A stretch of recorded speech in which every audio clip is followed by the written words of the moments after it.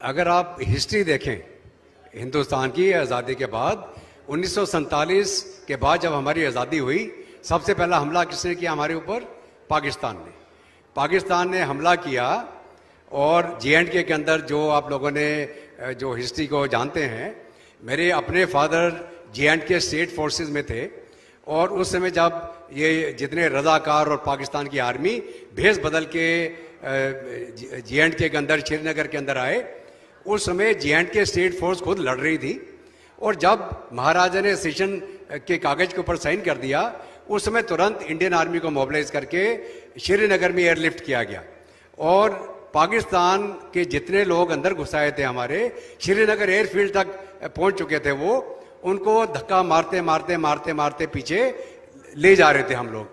कोटली में मेरे फादर थे, अगर आप लोगों ने मीरपुर कोटली का नाम सुना हो, 3 महीने तक वो एक कंपनी के साथ लड़ते रहे पाकिस्तानियों के साथ, उनको अंदर नहीं आने दिया।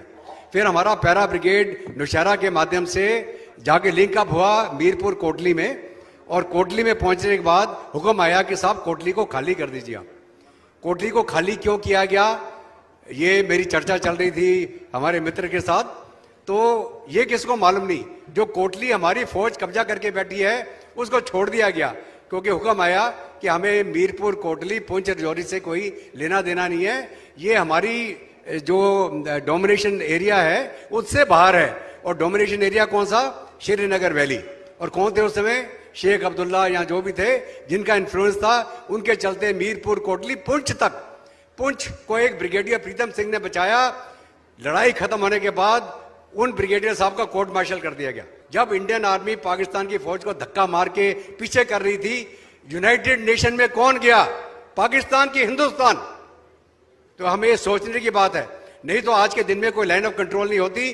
पूरा जो हम POK बोलते हैं, अभी हिंदुस्तान का ही होता वो। दूसरा बात, अभी जब 1962 में चाइना के साथ हमारा युद्ध हुआ, उस समय इंडियन आर्मी की तैयारी ही नहीं थी।